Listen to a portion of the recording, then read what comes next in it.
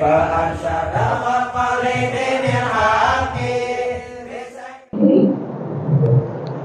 billahi minasyaitonir rajim. Bismillahirrahmanirrahim. Ila hadratin Nabil Mustafa Muhammadin sallallahu alaihi wasallam wa ala alihi wa azwajihi wa auladihi wa dzurriyyatihi wa ikhwanihi minal anbiya'i wal mursalin wa jami'i sahabati wal qurabati wa tabi'in wa tabi'ihim bi ihsanin ila yaumiddin. Thumma nakhusu khassatan ila hadrati al-musnifu hadzal kitab Syekh Ibrahim Al-Laqani wa Syekh Islam Ibrahim bin Muhammad Al-Baijuri syayulillahilahum Al-Fatihah. A'udzu billahi minasyaitonir rajim. Bismillahirrahmanirrahim. Alhamdulillahi rabbil alamin arrahmanir rahim maliki yaumiddin. Iyyaka na'budu wa iyyaka nasta'in ihdinas siratal mustaqim siratal ladzina an'amta 'alaihim ghairil maghdubi 'alaihim waladdallin. Amin. Bismillahirrahmanirrahim. Assalamualaikum warahmatullahi wabarakatuh.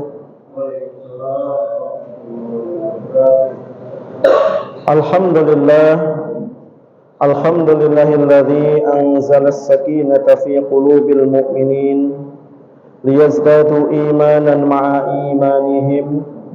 Ashhadu an la ilaha illallah wahdahu la syarika lah wa ashhadu anna Muhammadan abduhu wa rasuluhu la nabiyya ba'da.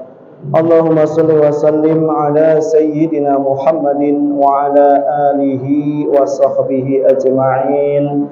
Amma ba'd. Hadratul mukarramin yang kami hormati, yang kami muliakan, para alim ulama, para asatidz, para sesepuh, wabil khusus seluruh jajaran Dewan Kemakmuran Masjid Al-Islah yang kami hormati, yang kami muliakan, seluruh jamaah Masjid Al-Islah yang semuanya Allah muliakan hidupnya insyaallah. Allah mudahkan segala urusannya. Allah jadikan keluarganya keluarga yang sakinah mawaddah warahmah. Allah lancarkan rezekinya, amin.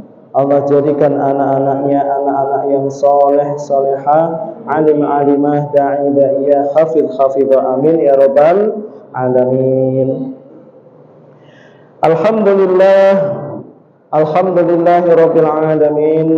Kembali kita panjatkan puja dan puji syukur kita kehadirat Allah Subhanahu wa taala atas semua karunia, atas semua kenikmatan-kenikmatan yang telah Allah Subhanahu wa taala berikan kepada kita semua. Karena tidak ada kata yang pantas yang bisa kita sanjungkan kehadirat Allah Subhanahu wa taala pada kesempatan malam hari ini kecuali puja dan puji syukur kita kehadirat Allah Subhanahu wa taala. Salawat serta salam senantiasa tercurahkan kepada junjungan kita semua, yaitu baginda Nabi besar Muhammad sallallahu alaihi wasallam serta keluarganya, para sahabatnya, hingga kepada kita semua yang senantiasa mengharapkan syafaatnya di akhirat kelak. Bapak-bapak hadirin sekalian yang dirahmati Allah Subhanahu wa taala, alhamdulillah kita panjatkan puja dan puji syukur kehadirat Allah Subhanahu wa taala pada kesempatan malam hari yang berbahagia ini. Allah Subhanahu wa taala masih memberi kekuatan kepada kita untuk melaksanakan salah satu perintah Allah Subhanahu wa taala, yaitu melaksanakan ibadah salat maghrib secara berjamaah. Dan alhamdulillah Allah Subhanahu wa taala juga masih memberi kekuatan kita untuk sama-sama memperpanjang iktikaf kita untuk melaksanakan salah satu kewajiban kita, yaitu li thalabul ilmi atau menuntut ilmu.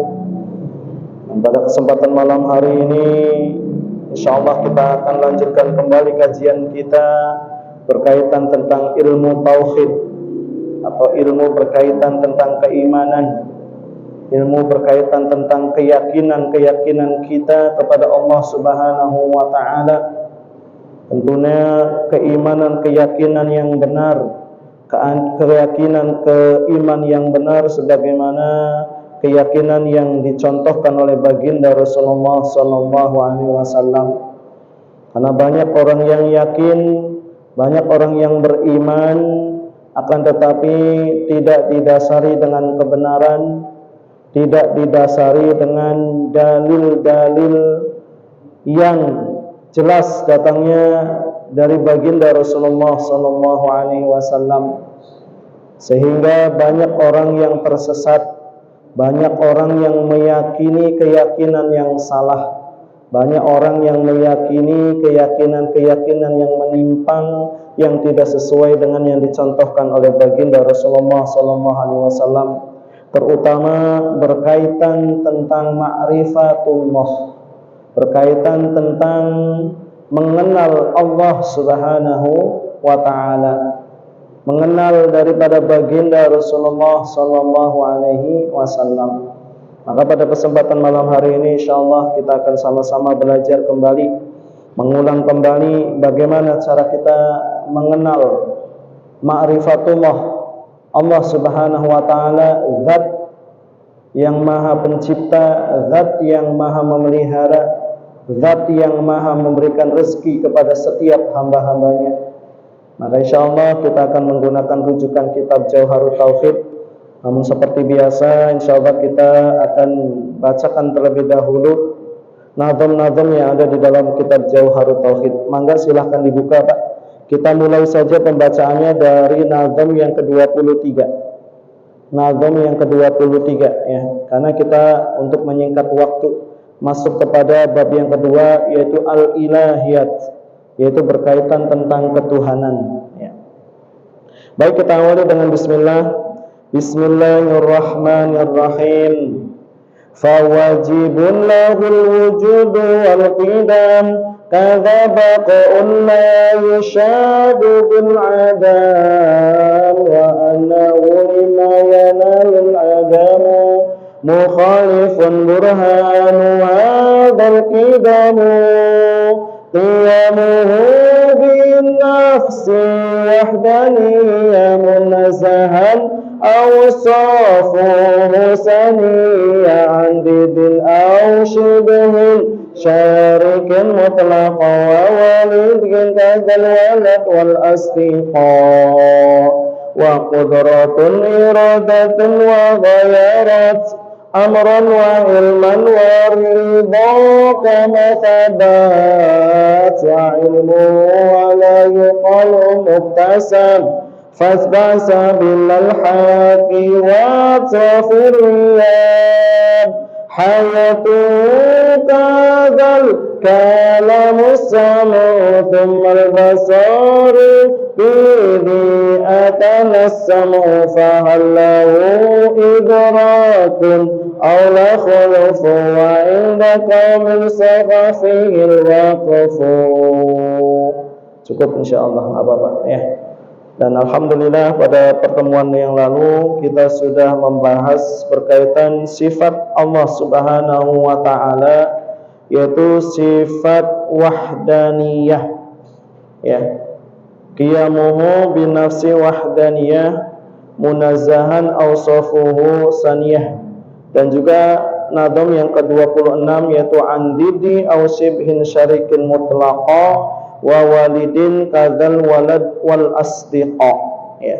Maka insyaallah malam hari ini kita akan lanjutkan kembali nazam yang ke-27, yaitu wa qudratun iradatun wa ghayarat amran wa ilman wa ridha kama thabat ya. Pada nazam yang ke-27 ini berbunyi wa qudratun iradatun, dan wajib bagi Allah Subhanahu wa taala memiliki sifat kudrat, iradah dan iradah, wa ghayarat amran, dan iradah ini berbeda dengan amron, yaitu amar, perintah, wa ilman, dan juga berbeda dengan ilmu, wa ridho, juga berbeda dengan ridho, kama sabat, sebagaimana yang telah ditetapkan atau yang tetap, ya.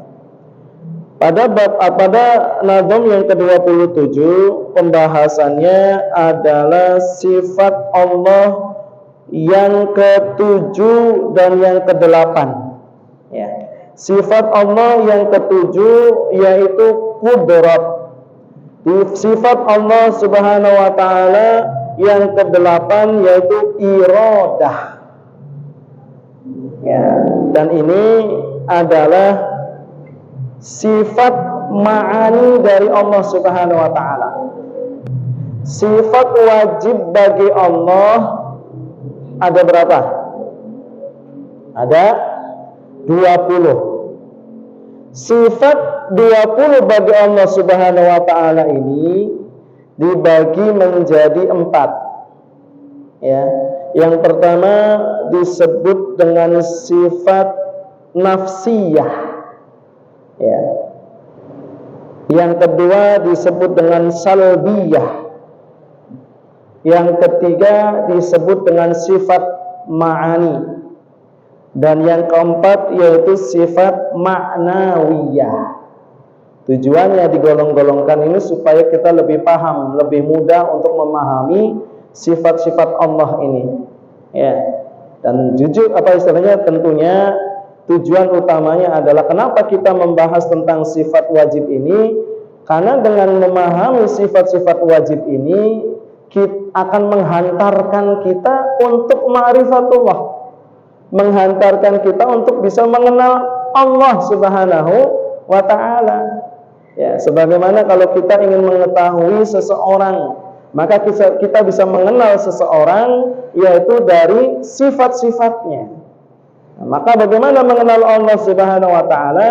Salah satunya dengan kita mengetahui sifat-sifat yang wajib ada pada Allah Subhanahu wa ta'ala. Wajib. Jadi kalau seandainya tidak ada satu saja sifat ini, maka itu berarti bukan Tuhan. Ya, Tuhan jadi-jadian atau Tuhan palsu. Ya. Yang pertama salbiyah, sifat wujud ini sifat pertama yang namanya salbiyah. Sifat nafsiyah, maaf. Yang pertama nafsiyah. Apa sifat nafsiyah ini? Yaitu sifat yang pasti zat Allah Subhanahu wa taala tanpa perlu bergantung pada adanya sifat-sifat yang lain. Ada berapa? 1, wujud. Ya. Ini sifat nafsiyah. Allah Subhanahu wa taala memiliki atau wajib memiliki sifat wujud, artinya ada. Ya, sebab nggak mungkin kalau Tuhan itu tidak ada. Dikatakan sering kita sampaikan bahwasanya adanya Allah Subhanahu wa taala ini sebelum kata ada itu ada. Allah ada setelah kata itu ada. Allah ada meskipun kata itu ada. Dan Allah Subhanahu wa taala ada meskipun kata ada itu sudah tidak ada. Wajib bagi Allah memiliki sifat wujud. Ya. Maka ini sifat namanya nafsiyah.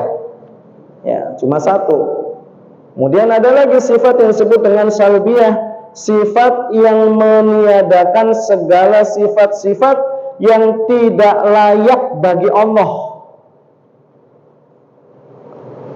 Jadi kesempurnaan sifatnya Allah Subhanahu wa taala, ya, yang wujud tadi dijelaskan dengan sifat salbiyah, bahwasanya Allah wujud, wujudnya Allah qidam. Allah Subhanahu wa taala wujud, wujudnya Allah Subhanahu wa taala itu tidak diawali dengan ketiadaan. Allah wujud dan wujudnya Allah Subhanahu wa taala itu baqa. Wujudnya Allah Subhanahu wa taala tidak diakhiri dengan ketiadaan atau Allah kekal. Allah wujud mukhalafatu lil hawadisi. Wujudnya Allah tidak sama seperti makhluknya. Allah wujud, wujudnya Allah qiyamuhu binafsihi. Allah berdiri dengan sendiri, tidak bergantung kepada makhluknya. Allah Subhanahu wa taala wujud Dan wujudnya Allah Subhanahu wa taala ini wahdaniyah. Allah esa, baik dalam zatnya, dalam sifatnya, maupun dalam af'alnya, perbuatannya. Allah esa, Allah tunggal, tidak berbilang. Tuh, sudah kita bahas nih sifat salbiyah terakhir kemarin disempurnakan, ya.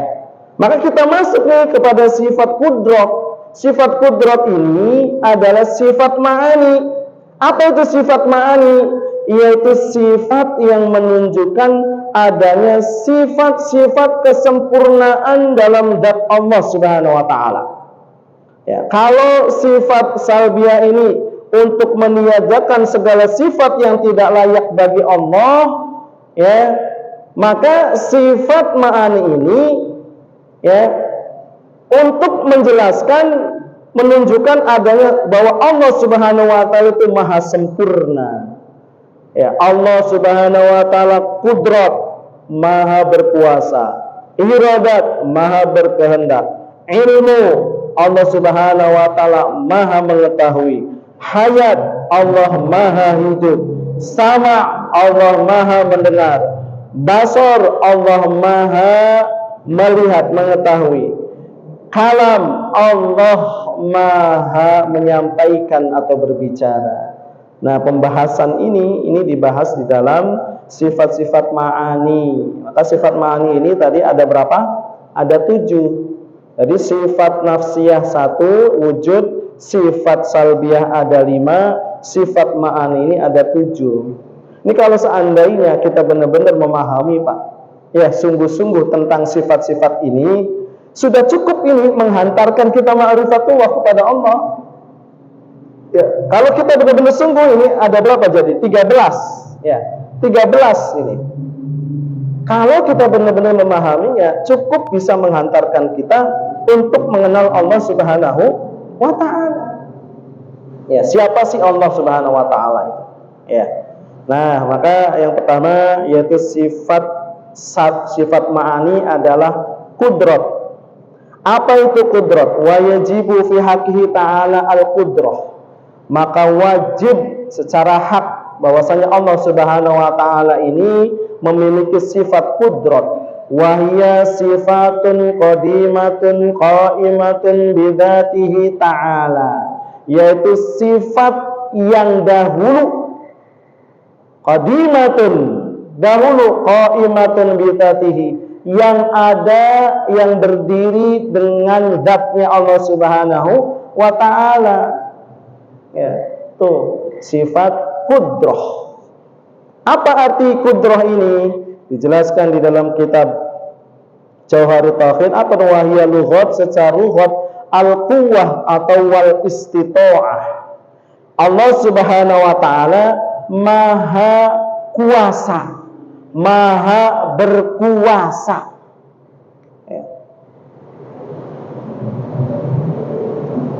Maha berkuasa atas apa? Untuk mewujudkan atau meniadakan segala sesuatu sesuai dengan kehendak dan ilmu Allah Subhanahu wa taala.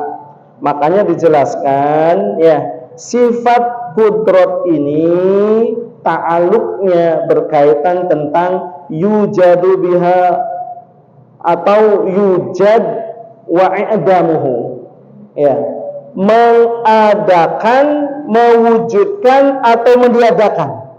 Jadi ta'aluknya atau hubungannya sifat kudrat maha kuasa Allah Subhanahu wa taala ini ada 2. Apa itu? Untuk mengadakan atau untuk meniadakan. Mengadakan, meniadakan apa? Seluruh makhluknya. Ya, tentunya sesuai dengan kehendak dan ilmunya Allah Subhanahu wa ta'ala. Sifat kudratnya Allah Subhanahu wa ta'ala ini. Dan sifat kudrat Allah Subhanahu wa ta'ala ini adalah wujud. Kenapa dikatakan wujud? Karena ada.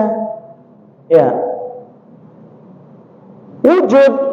Kalau seandainya Allah Subhanahu wa ta'ala singkap, tabir-tabir, hijab, kita akan bisa melihat tentang kekuasaan Allah, kudrat Allah Subhanahu wa ta'ala. Tetapi Allah Subhanahu wa ta'ala tidak menampakkannya nanti di akhirat, di surganya Allah Subhanahu wa ta'ala. Ya.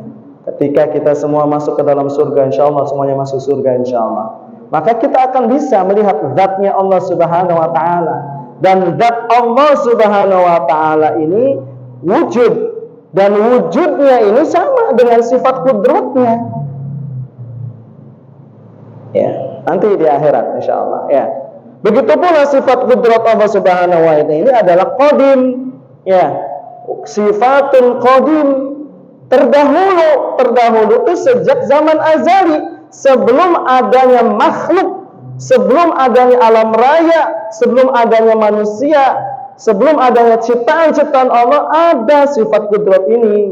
Makanya sifat kudrat ini adalah qadimatun. Tuh. Bukan perkara yang baru kekuasaan Allah ini. Ya, Allah ada wujud, dan wujudnya Allah Subhanahu wa ta'ala memiliki sifat kudrat. Kudratnya Allah itu setelah diciptakan alam raya tidak mungkin. Sebab sebelum adanya alam raya pasti Allah Subhanahu wa ta'ala pasti memiliki sifat kudrat dulu, maha kuasa dulu. Maka sifat qadim, dan sifat ini menetap pada zat Allah Subhanahu wa ta'ala. Sifat kudrat. Ya. Apa lawannya sifat kudrat? Kalau sifat kudrat ini adalah sifat yang ketujuh, maka sifat mustahilnya ini adalah sifat yang ke-27, yaitu ajzu. Al-ajzu. Apa al-ajzu itu? Lemah. Bukan ajzu, bukan ajiz, bukan, tapi ajzu. Ya, artinya lemah. Tidak mungkin Allah Subhanahu wa ta'ala itu lemah. Tidak mungkin, ini namanya disebut dengan sifat mustahil. Ya. Apa dalil bahwasanya Allah Subhanahu wa ta'ala ini memiliki sifat kudrat? Dalil aklinya bahwa Allah Subhanahu wa ta'ala memiliki sifat kudrat ini adalah dengan wujudnya alam semesta ini, dengan wujudnya seluruh makhluk. Ini menunjukkan bahwasanya Allah Subhanahu wa ta'ala ini memiliki sifat kudrat. Bila Allah tidak memiliki sifat kudrat, maka Allah Subhanahu wa ta'ala itu lemah. Dan apabila Allah Subhanahu wa ta'ala lemah, maka tidak akan wujud alam semesta ini.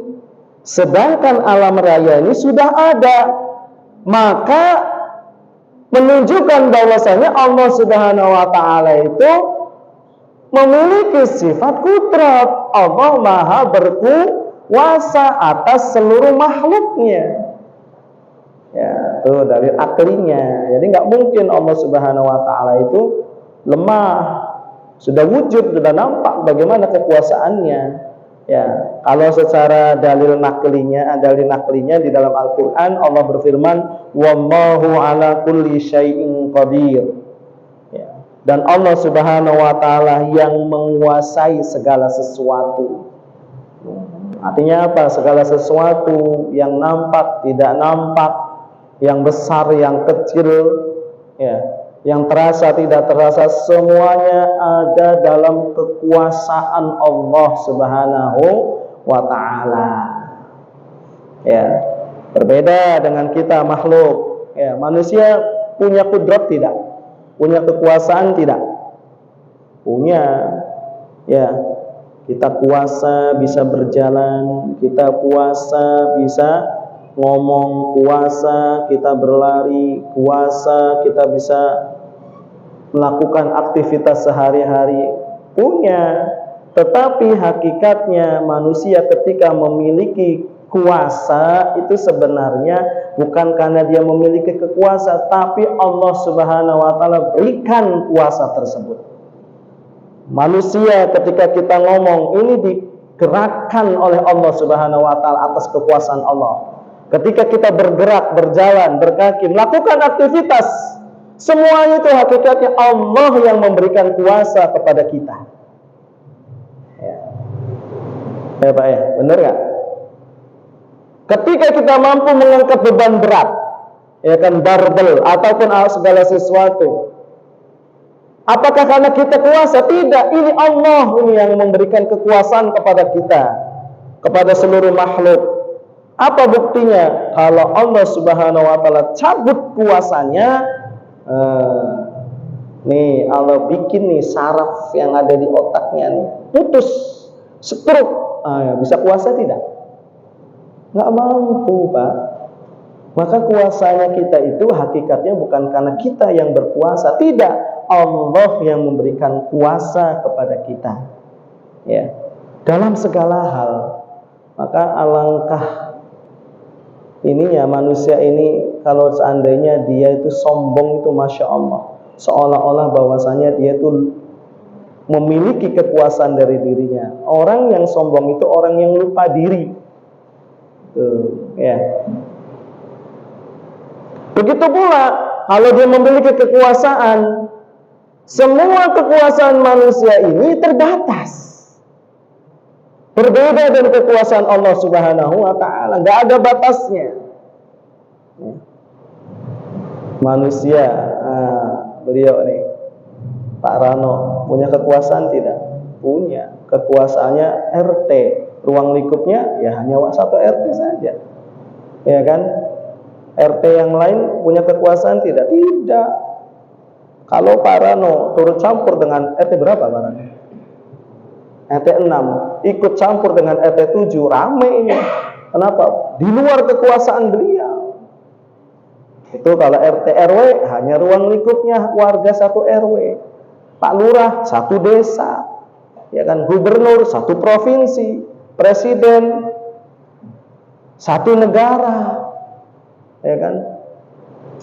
Terbatas semua kekuasaannya. Bahkan apabila manusia ini Allah berikan kekuasaan seluruh dunia pun itu terbatas. Dia hanya menguasai dunia saja, tapi akhirat yang menguasai tidak.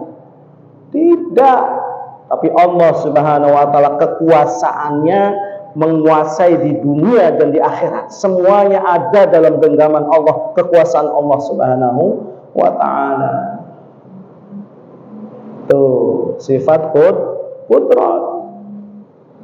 Bisa dipahami? Ya. Sifat qudratnya Allah Subhanahu wa taala wajib kita imani, wajib ada pada zat Allah Subhanahu wa taala. Maka sifat qudrat ini, ya, apa nih ta'aluknya sifat qudrat? Ta'aluk itu keterkaitan kalau secara bahasa, atau hubungan atau kerjanya Allah Subhanahu wa taala. Allah Subhanahu wa taala ini zat. Ya, Allah itu zat, bukan sifat. Karena Allah Subhanahu wa taala zat ini, maka Allah Subhanahu wa taala memiliki hubungan, memiliki ta'aluk, memiliki sifat. Ya. Setiap zat pasti memiliki sifat. Ini zat. Meja namanya zat. Ada sifatnya tidak, Pak? Ada. Meja persegi panjang, ada kakinya 4, warnanya coklat. Ini zat. Setiap zat pasti memiliki sifat. Begitu pula dengan Allah Subhanahu wa taala. Allah Subhanahu wa taala ini adalah zat. Sifatnya wujud, qidam, baqa. Ya. Sifat untuk penyempurnanya qudrat, iradat, ilmu, hayat, sama', basor, kalam. Sifat Allah Subhanahu wa taala yang wajib, ya. Maka berhubungan dengan yang mungkinat, sifat qudratnya Allah Subhanahu wa taala ini ta'aluknya hanya kepada perkara-perkara yang mungkinat saja, yang mungkin saja, yang mungkin ada atau yang mungkin tidak ada. Ya. Jadi sifat qudrat Allah Subhanahu wa taala ini ta'aluknya kepada sifat yang mungkin. Ya. Mungkin untuk mengadakan, mungkin untuk tidak meniadakan. Nah, ini sifat qudratnya Allah Subhanahu wa taala.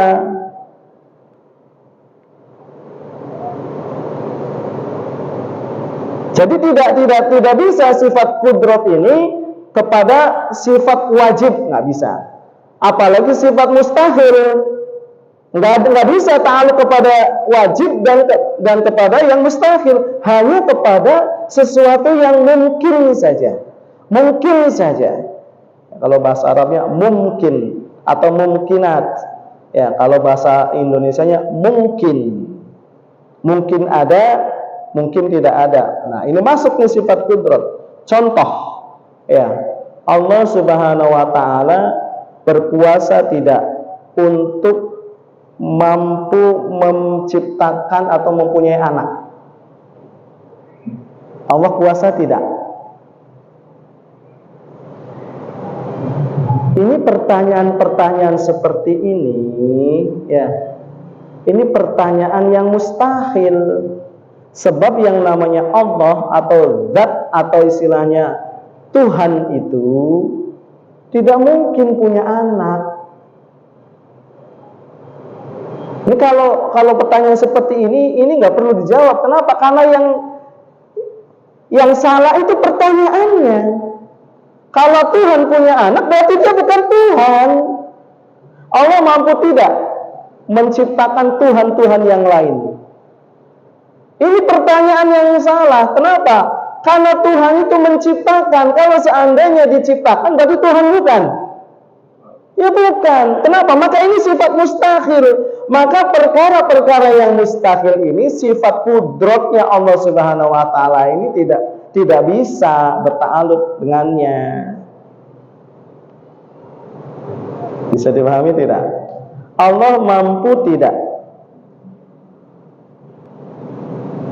menjadikan laki-laki ini hamil? Ini pertanyaan kayak gini, ini nggak perlu dijawab. Salah jawabannya. Sebab gini, serba salah.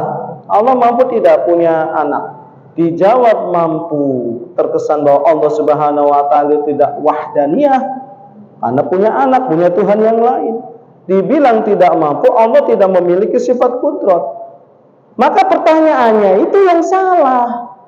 Kenapa? Karena perkara yang namanya sifat kudrat ini hanya berkaitan dengan perkara yang mungkin. Perkara yang mustahil ini nggak bisa masuk, ya kan? Jadi nggak perlu dijawab pertanyaan seperti ini. Kenapa? Karena salah pertanyaannya. Benar nggak Allah bisa nggak menciptakan Tuhan-Tuhan yang lain? Tuhan kok diciptakan? Kalau Tuhan diciptakan ya bukan Tuhan, dan ini mustahil. Allah mampu membuat laki-laki hamil. Ya mampu, dibilang mampu nanti menyalahi kodrat, dibilang nggak mampu, Allah tidak memiliki sifat kudrat. Perkara yang tidak mungkin, mustahil. Maka sifat kudrat ini tidak bisa masuk kepada sifat yang mungkin, sifat yang mustahil. Ya, ini ada kisah. Ada kisah. Pernah di zaman Nabi Idris, iblis itu menggoda keyakinan daripada Nabi Idris. Iblis bertanya kepada Nabi Idris, wahai Idris, mampu tidak Allah Subhanahu wa taala atau memasukkan alam raya ini ke dalam telur tanpa harus mengecilkan alam raya dan tanpa harus memperbesar telurnya? Tuh, setan seperti itu tuh. Bapak bisa jawab nggak? Ini bikin perkara yang subhat nih. Jadi pendangkalan akidah. Mampu tidak kepada Nabi Idris? Nabi Idris pada waktu itu sedang menenun pakai jarum, ya kan? Melihat iblis ngomong seperti itu, mampu tidak Allah memasukkan alam raya ini ke dalam telur tanpa harus mengecilkan alam raya, tanpa harus memperbesar telurnya? Kalau Nabi Idris sudah pasti paham, makanya tidak dijawab, diam saja, tapi jarumnya ditusukkan ke mata iblis. Itu jawabannya cuma segitu saja. Nah, ini jawaban Pak, kemudian terjawab nih ketika zaman Imam Ja'far Shadiq, ya, cucu atau cicitnya dari baginda Rasulullah, Ahlul Bait Rasulullah, pernah memiliki seorang murid, kemudian dia ditanya oleh orang-orang zindik, ya. Pertanyaannya hampir sama seperti itu iblis kepada Nabi Idris, ya. Kepada muridnya bertanya, mampu tidak Allah Subhanahu wa taala memasukkan, mampu tidak Allah Subhanahu wa taala memasukkan alam raya ini ke dalam mata kita, ya, tanpa harus mengecilkan alam raya ini dan tanpa harus memperbesar. Maka bingung nih muridnya Imam Ja'far Shadiq ini.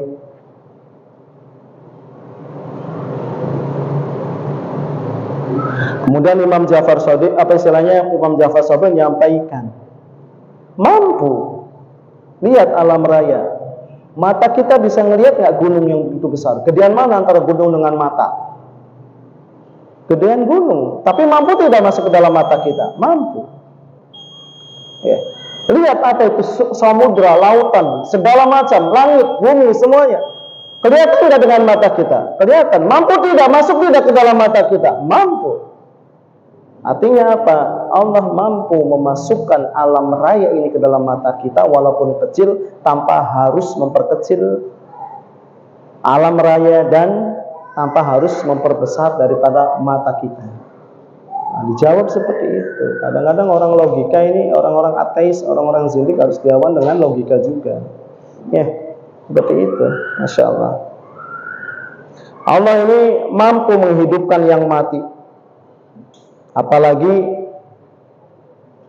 menyehatkan yang sudah yang sakit. Allah mampu, Maha Kuasa. Ya. Allah juga mampu melakukan segala perkara-perkara yang mungkin Allah mampu. Maka perkara-perkara kudrat Allah Subhanahu wa taala ini hanya mampu melakukan atau kudrat ta'aluknya hanya dengan perkara yang mungkinat saja. Masya Allah. Bisa dipahami, Pak? Maka nanti pembahasannya ini nanti sifat-sifat kudrat ini setelah kita paham ta'aluknya hanya perkara yang mungkin saja, maka nanti ada 3 macam. Ya, apa sih ta'aluknya sifat kudrat Allah Subhanahu wa taala ini? Tapi pembahasannya agak panjang lagi nih. Bisa sampai 20 menit lebih. Ya, tentang ta'aluknya dengan 3 perkara. Ada yang disebut dengan suluhil qadim, ada yang disebut dengan tanzizil hudud, ada yang disebut dengan qabdah. Nah, ini berkaitan tentang ta'aluknya sifat kudratnya Allah Subhanahu wa taala. Tapi sebelum kita pembahasan lebih rinci lagi, mangga nih mumpung masih ada waktu, ada yang mau ditanyakan tidak? Yuk kita bahas yang lain berkaitan tentang sifat kudratnya Allah Subhanahu wa taala.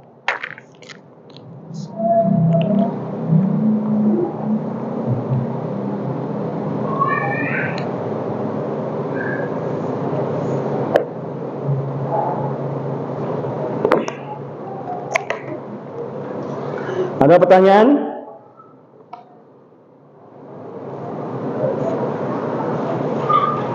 Nggak ada?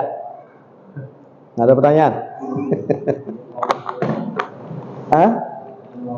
Sambil ngopi. Ya, pertanyaan pendek aja, nggak usah panjang-panjang. Kalau pertanyaan panjang nanti di sana di luar pada Isa insya Allah. Bapak ada pertanyaan tidak? Biasanya ada nanya nih. Enggak, kaitannya dengan kudrat, kekuasaan Allah Subhanahu wa taala. Ayo, biar ada hidup, mangga. Iya.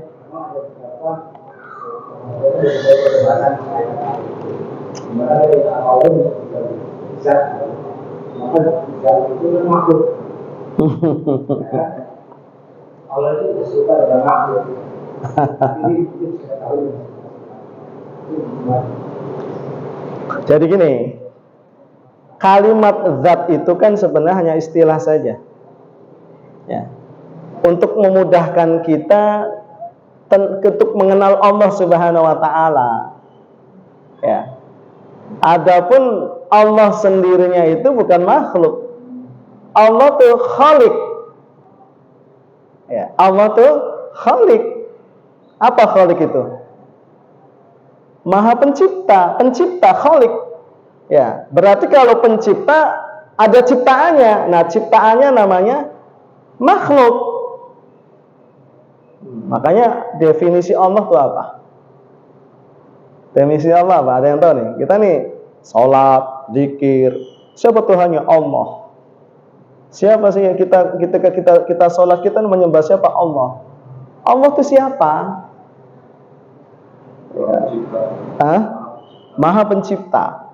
Allah itu kalau dibahas, ya, Allah itu kalau secara istilah laisal alam, selain alam, selain makhluk ciptaan, itulah Allah. Ya. Artinya apa makhluk itu? Makhluk itu ya selain Allah, itulah makhluk. Kecuali Al-Quran. Al-Quran di dalam akidah Ahlussunnah wal Jamaah bukan makhluk. Al-Quran adalah kalamullah. Beda nih kalau Al-Quran. Ya, Al-Quran yang dimaksud di sini bukan Quran yang itu ya, Quran yang ada di Lauh Mahfudz sana. Kalamullah. Tuh. Bisa membedakan antara khalik dengan makhluk. Nah, yang dimaksud dengan Allah ini adalah zat. Ya, untuk membedakan bahwa Allah ini bukan sifat. Allah itu wujud, ada seperti halnya kita mengenal zat manusia. Adapun Allah sendiri bukan makhluk. Ya, Allah bukan makhluk. Sama seperti Allah memiliki sifat kudrat atau memiliki sifat kidam. Makhluk memiliki nih sifat-sifat ini juga sama. Allah kita memiliki kayak kudrat, kuasa. Punya kuasa, punya. Tetapi kekuasaannya Allah dengan kuasanya makhluk tidak sama. Allah punya zat, punya. Karena Allah itu zat, wujud. Tapi wujud Allah Subhanahu wa ta'ala seperti apa? Tidak sama seperti makhluk. Dijelaskan Allah wujud kidam, Allah wujud baqo, Allah wujud mukhalafatul lil khawadithi, Allah wujud qiyamuhu binafsihi. Ini yang membedakan kita dengan Allah Subhanahu wa ta'ala. Supaya apa? Kita menyembah Tuhan yang benar. Makanya kalau didefinisikan oleh ulama, apalagi itu yang namanya Allah. Allah itu adalah Zatul Ma'bud, adalah zat yang disembah. Ya. Zatul Ma'bud, zat yang disembah, wajibul wujud, wajib adanya. Ya. Al-mustahiqul jami'u kamilan, yang memiliki segala kesempurnaan. Itulah Allah. Paham tidak? Masuk tidak? Apa itu Allah? Allah adalah Zatul Ma'bud, zat yang disembah, bukan yang menyembah. Ya kan? Wajibul wujud, wajib adanya. Al-mustahiqul jami'u kamilan, yang memiliki segala kesempurnaan. Itu Allah. Sedangkan kita bukan, kita mah jangankan boro-boro memiliki kesempurnaan, ya. Karena kita tidak sempurna, maka kita tidak wajib disembah. Itu yang membedakan. Jadi zat yang dimaksud di sini bukan zat yang seperti gambaran kita seperti makhluk. Sama seperti kudratnya Allah. Kita punya kudrat sama, tapi kudratnya kita dengan kudratnya Allah beda. Nah, itu yang harus kita pahami. Sama juga kalau zat, ya memang manusia ini dalam bentuk zat, tapi zatnya makhluk manusia dengan zatnya Allah mukhalafatu lil hawadithi. Allah tidak sama dengan makhluknya. Allah tidak sama dengan perkara yang baru. Nanti setan main-main nih, Pak Rano, dengan kalimat seperti ini. Kalau begitu zat Allah itu seperti apa? Ayo, bisa jawab nggak? Zat Allah itu seperti apa kalau begitu? Ya kan? Juga dijelasin mukhalafatul lil hawadits. Iya, Allah kan berbeda dengan makhluknya. Terus seperti apa zat Allah? Ini setan bermain-main loh ini. Awas, hati-hati nih. Maka jawaban kita seperti apa? Yang tahu dengan zat Allah Subhanahu wa taala hanya Allah Subhanahu wa ta'ala. Tuh putus tuh subhat dari setan dengan kalimat itu. Sebab kenapa? Sebab sering saya ulang-ulang di sini, awas hati-hati nih dengan akal kita nih. Akal kita kalau berkaitan dengan zat Allah Subhanahu wa taala, jangan pernah sekali-kali menggambarkan zat Allah Subhanahu wa taala. Kenapa? Akal kita ini terbatas. Nggak mampu Pak untuk membahas tentang zat Allah Subhanahu wa taala, nggak mampu. Ya, makanya para ulama mengatakan ya bahwasanya fakulu wa ma yahturu bibalika fallahu bi khalifu dzalik. Ya. Segala sesuatu yang terbesit nih di akal kita, di pikiran kita tentang zat Allah Subhanahu wa taala, maka itu pasti bukan Allah Subhanahu wa taala. Bisa dipahami ya? Jadi kalau mengatakan bahwa zat itu makhluk, ya ada makhluk punya zat, tapi zatnya Allah Subhanahu wa taala mukhalafatul lil hawadits, tidak sama dengan Allah Subhanahu wa taala. Bisa dipahami? Berarti kudrat, kan makhluk juga punya kudrat. Iya. Ya, tetapi kudratnya Allah Subhanahu wa taala tidak sama dengan kudratnya makhluk. Kenapa? Karena makhluk memiliki segala kekurangan. Sedangkan Allah maha sempurna.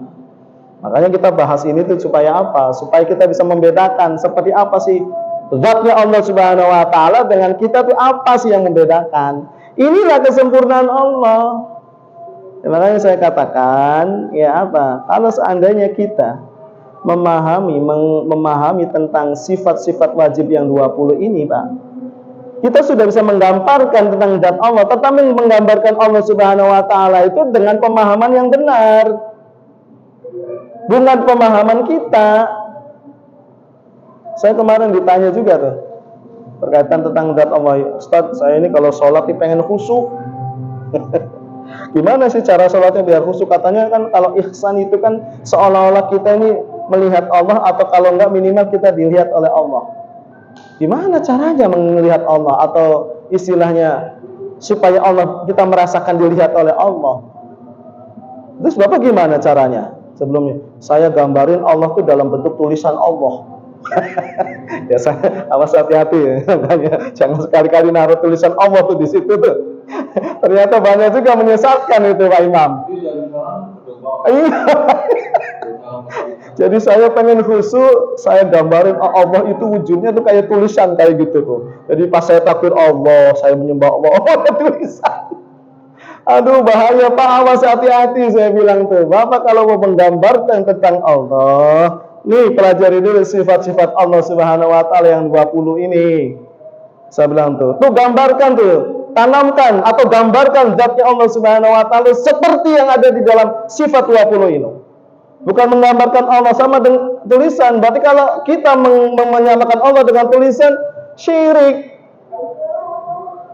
Jadi maksudnya itu kita melihat Allah atau kita dilihat Allah Subhanahu wa taala. Kita tuh merasakan kehadiran Allah Subhanahu wa taala dalam diri kita. Bahwasanya kita tuh dilihat, bahwasanya kita itu sedang berhadapan dengan zat yang maha menciptakan kita, bukan menggambarkan zatnya Allah.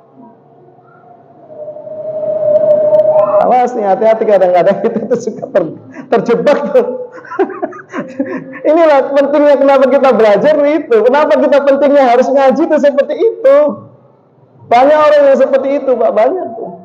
Pengen khusyuk, Allahu Akbar, banyak tulisan Allah. Waduh, saya merasa dilihat oleh tulisan Allah jadinya. Bukan dilihat oleh Allah.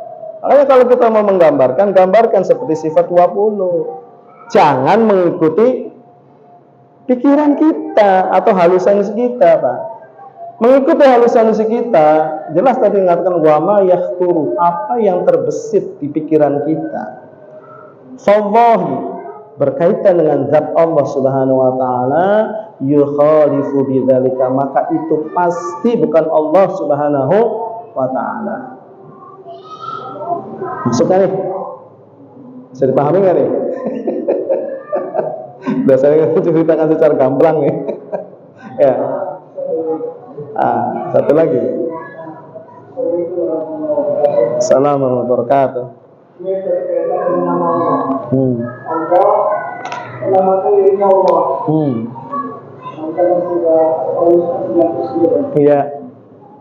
Apakah dari nama 99 itu dari tahu menyebut nama Allah?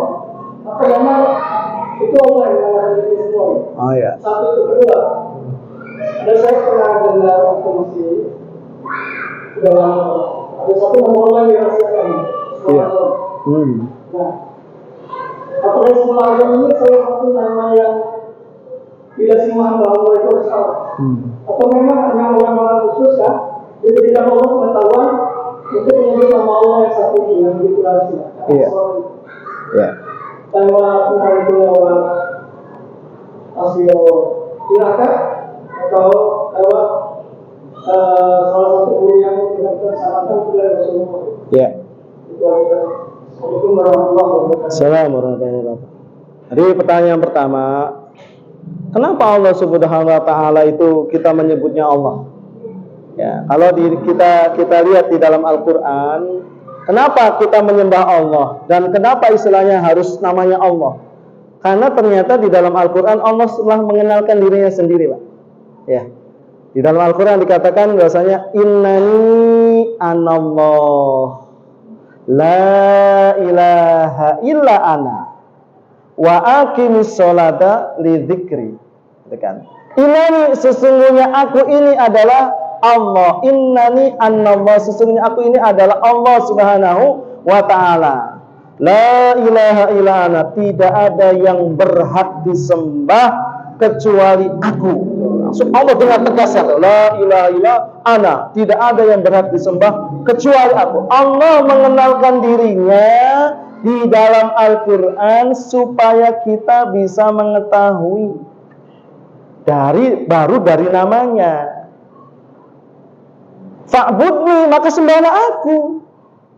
Wa aqimis sholata li dzikri, dan dirikanlah salat untuk mengingatku. Artinya apa? Salat itu sarana kita untuk menunjukkan bahwasanya kita menyembah Allah Subhanahu wa taala. Kenapa salat yang dimasukkan di sini? Kenapa bukan yang lain? Karena salat itu ibadah yang paling lengkap. Ya, semua ibadah itu ada di dalam salat. Ya, rukun iman itu ada semua di dalam salat. Rukun Islam itu ada di dalam salat. Di dalam sholat ada baca syahadat nggak? Ada. Sholat. Ya. Syahadat, sholat, zakat, ada zakat. Zakat sholat itu. Zakatnya kita kepada Allah Subhanahu wa taala. Puasa. Sholat sambil makan nggak sah nggak? Enggak. Haji, termasuk haji. Sholat Jumat itu dikatakan apa? Hijjul fuqara wa idul masakin. Sholat Jumat itu apa? Hajinya orang fuqara, orang fakir, wa'idul masakin, dan hari rayanya orang miskin. Itu setiap Jumat. Allah mengenalkan dirinya seperti itu. Ya, itu bukan kita ngarang-ngarang, enggak. Allah sendiri dalam Al-Qur'an mengenalkan dirinya. Dan di dalam selain kita mengenal nama Allah, ada juga namanya Asmaul Husna, nama Allah Subhanahu wa taala yang lain. Ya, nama yang lain ini disebut dengan Asmaul Husna.